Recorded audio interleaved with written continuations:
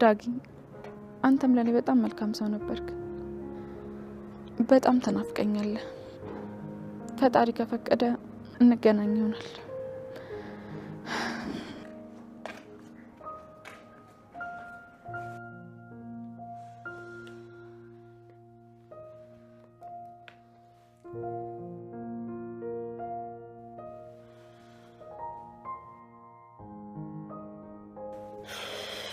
ግባረ ፍጥን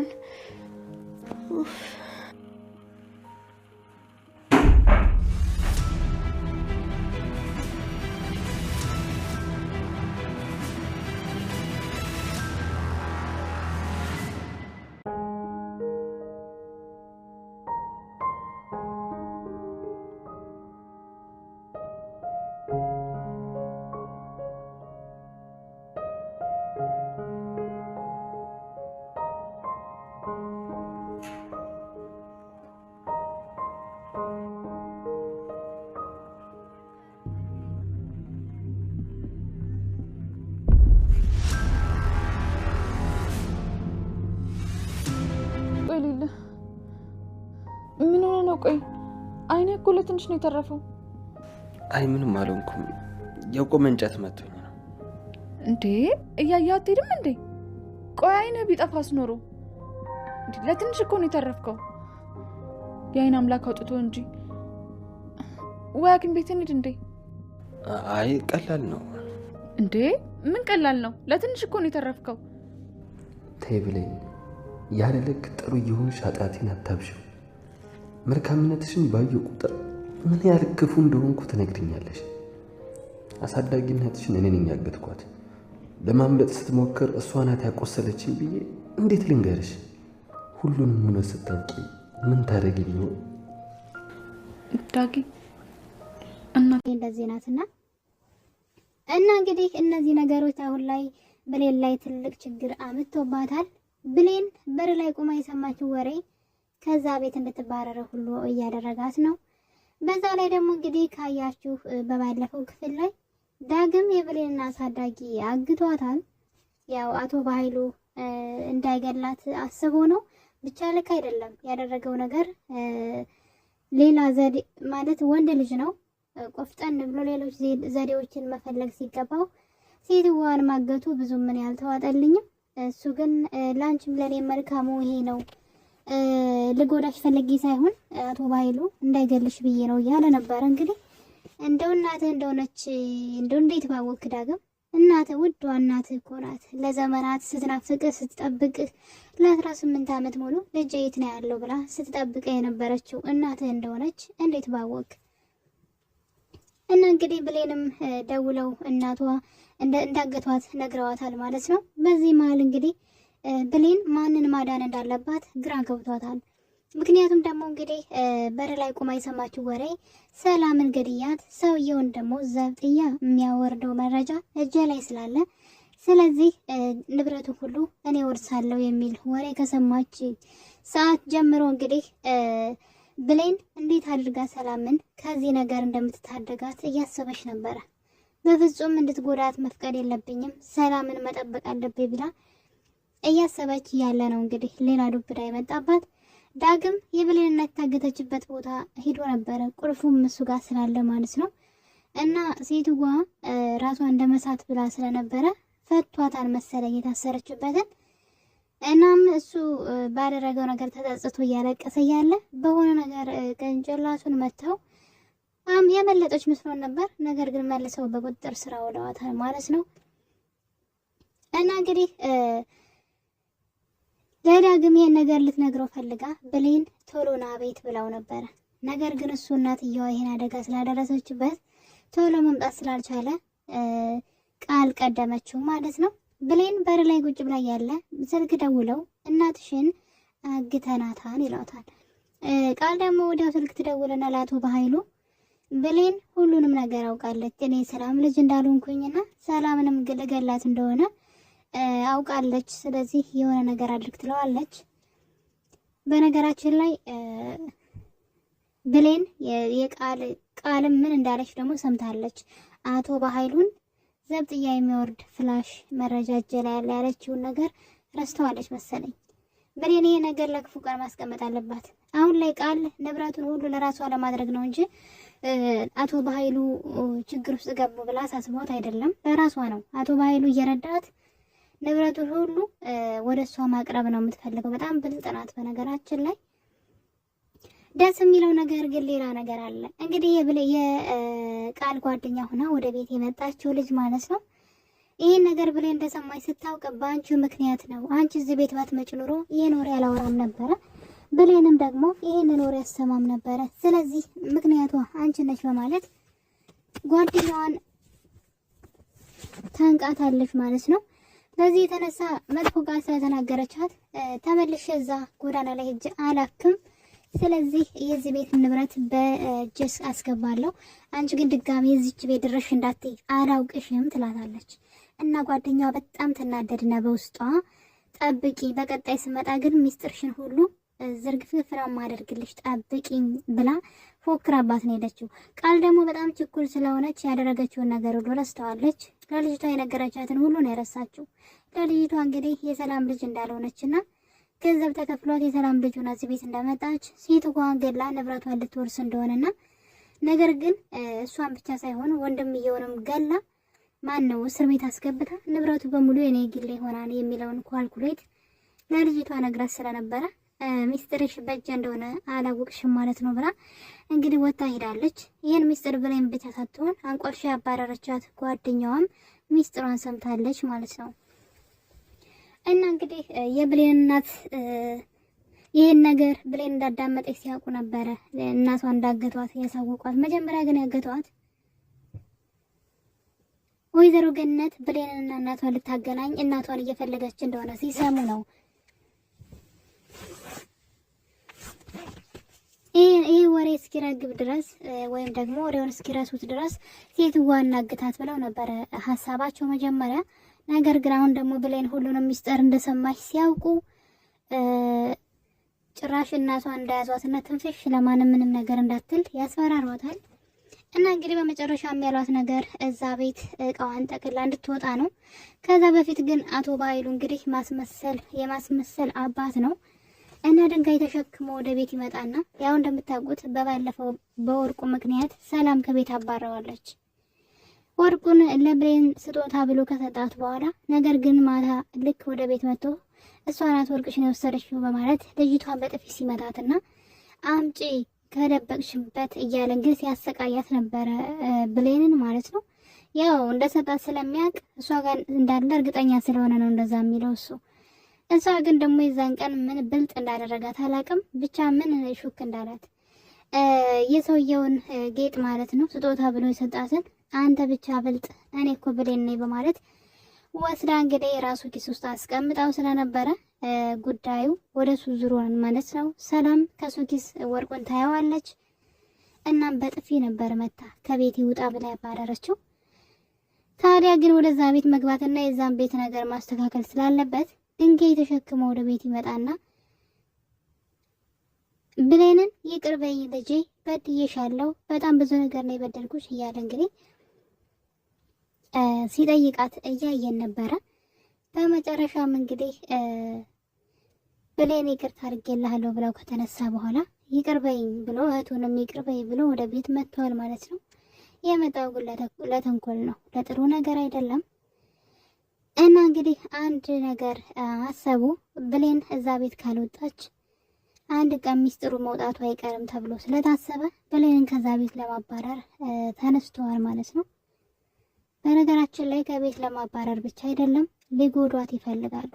ከአካባቢውና ከሰፈሩ ርቃ እንድትሄድ ነው የሚፈልጉት። እናቷን ካገቱ በኋላ ልጅቷንም ወደ እናቷ ጨምረው ከአካባቢው ሊያርቋት ይፈልጋሉ። ሰላምን እንግዲህ ስትወጪ እኔ የሰው ቤት ገረድ መሆን አልፈልግም ብለሻት በደንብ ቁርጡን ነግረሻት እንጂ ዝም ብለሽ እንዳትወጪ ወዮልሽ የሚል ማስፈራሪያም ደግሞ ደርሷታል ብሌን። ስለዚህ ለሰላም እንግዲህ ከቤት እንደምትወጣ እቃዋን ጠቅልላ ስትነግራት፣ ሰላም ግን እናትሽም ታግታለች፣ የት ነው የምትሄጂው? አትሄጂ እባክሽ ብላ እየለመነቻት ነበረ። እሷም እነሱ እንዳሏት አይ እኔ ሰው ቤት መስራት አልፈልግም በቃኝ ብላ ከቤት እንግዲህ ከሰላም ቤት ወጥታ ስትሄድ በረላይ ምን እንደተቀመጠ ባናውቅም ብሌን ያየችው ነገር በጣም የሚያስፈራና የሚያስደነግጥ ነገር ነው። ምናልባት ይቅርታ ከጠየቃት በኋላ አቶ በኃይሉ መልሶ በረላይ መኪና ይዞ ጠብቋት ይሆን? ምክንያቱም በመኪና ከከተማ ውጭ ሊያባረሯት ነው፣ አርቀው ሊሰዷት ነው።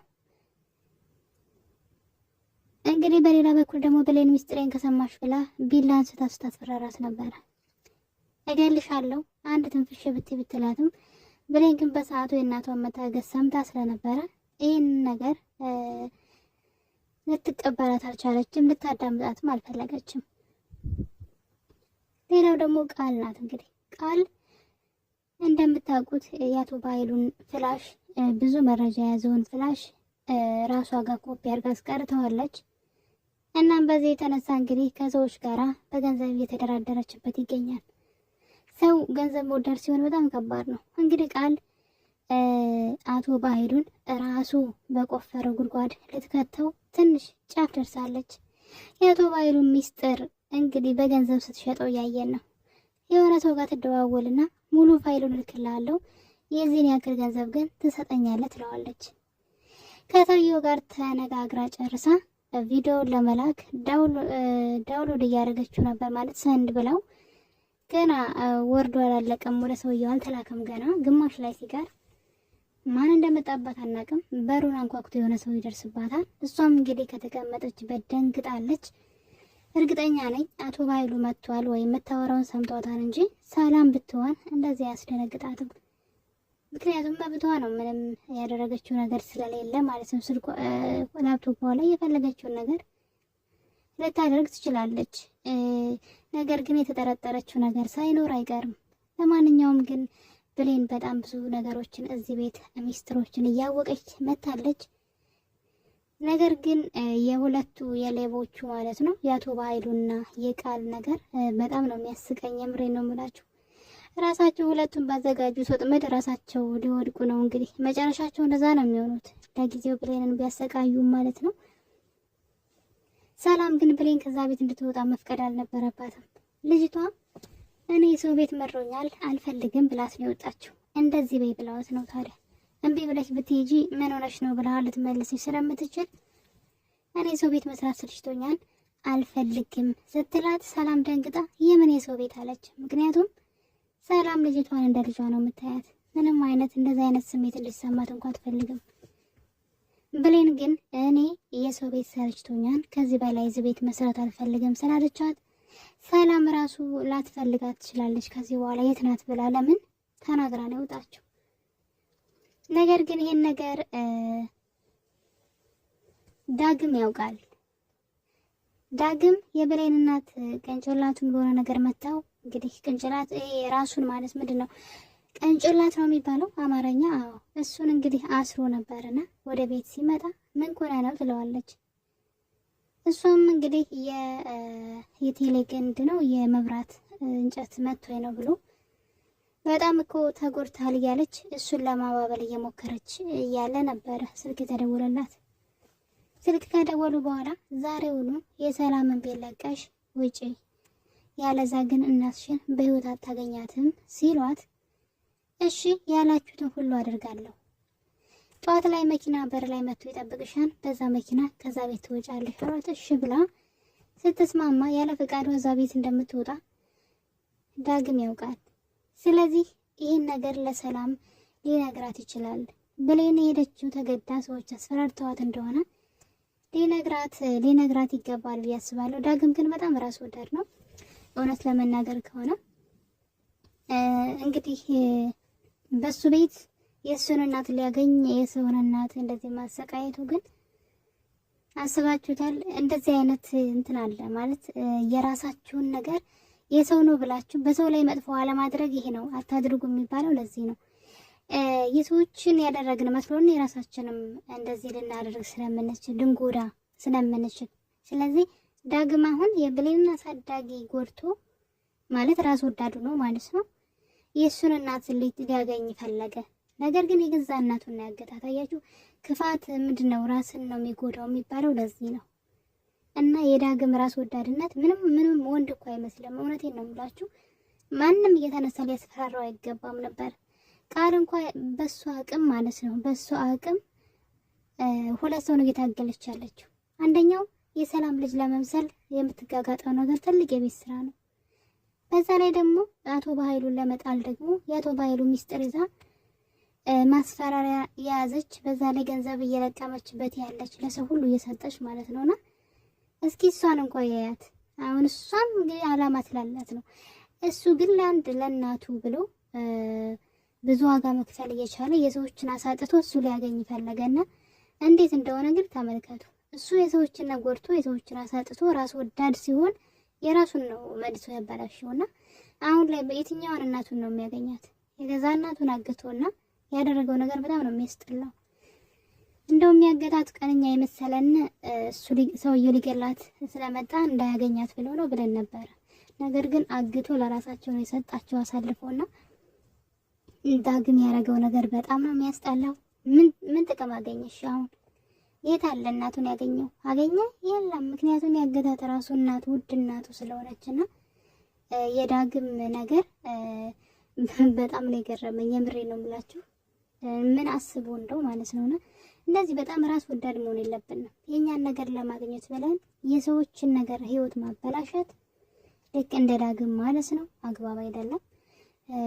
እንግዲህ ዳግም ብሌንን ከዚህ ቤት እንዳትወጣ ልታደርግ ይገባል። ብሌን እዚህ ቤት ከወጣች በጣም የምትጎዳው ከማንም በላይ አንተ ነህ። ሲጫወቱብህ ነው የሚኖሩት። የፈለጉትን ነገር በእናትህ እናገናኛለን እያሉ ህይወት ላይ እንዳይጫወቱ ከፈለግ ቆፍጠን በል ዳግም ማለት ነው። እና የኔ ውድ ቤተሰቦች እንግዲህ ብሌን እስካሁን ድረስ እናቷ እንደሆነች ብሌን ማነው ሰላም እናቷ እንደሆነች ምንም የጠረጠረችው ነገር የለም። በእርግጥ ሰላም ስታያት ልጅቷን በጣም ነው የምትወዳት የምትሳሳላት። ስታያት ቃልዬን የድሮ ብሌን ልጅን ታስታውሽኛለች እያለች ብሌንን እንደ ሰራተኛ ሳይሆን በስስት እንደ ልጅ ነው የምታያት። ነገር ግን እስካሁን ሁለቱም አልተገለጠላቸው። ብሌን ለምን እንዳልተገለጠላት እዚህ ጋር አሁን ቃል የተናገረችው ነገር እኔ የሰላም ልጅ አይደለሁም፣ እሷ ግን አረብ ሀገር ሰርታ መጣ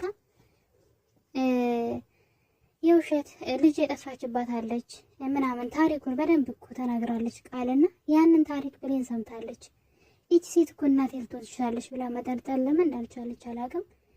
ነገር ግን አሁን ላይ ብሌን እቃዋን ጠቅልላ እዛ ቤት ወጥታለች። የቃል ሚስጥር ደግሞ ሌላ ሶስተኛ ሰው ላይ ደርሷል። የገዛ ጓደኛዋ በሰላም ፊት አንድ ቀን ታዋርዳታለች ብዬ አስባለሁ። ብሌን እዚህ ቤት ብትሄድ እንኳን ጓደኛዋ ሚስጥሩን ስለሰማች አንድ ቀን ይሄን ሚስጥር መታ መናገሯ የማይቀር ነው እና እንግዲህ ብሌን በአሁኑ ሰዓት ከቤት እየወጣች ትገኛለች። ሰላም ግን ምናልባት ልትጎዳ ትችላለች ማለት ነው። ምክንያቱም ቃል ንብረቱ በስሟ ከዞረላት በኋላ ሰላምን የመጉዳት እቅድ አላት። ያው እንደለመደችው ልትመርዛት ትችላለች ብዬ አስባለሁ። ነገር ግን የሆነ ታምር ተፈጥሮ እንግዲህ ብሌን እዛ ቤት እንዳትሄድ ትሆናለች ብዬ አስባለሁ። ምናልባት በር ላይ የቆመ ሰው እንዳለ ሁላችንም አይተናል። ብሌን ድንገት በሩን ስከፍተው የሆነ ሰው በር ላይ ቆሞ ነበረ እና በድንጋጤ ነበር ያየችው። ያ ሰው ማን ይሆን? በቀጣይ ክፍል የምናይ ይሆናል። የዛሬን አበቃን። ሁላችሁንም አመሰግናለሁ። በቀጣይ ክፍል በሌላ በአዲስ ቪዲዮ እስከምንገናኝ ቸር ቆዩልኝ።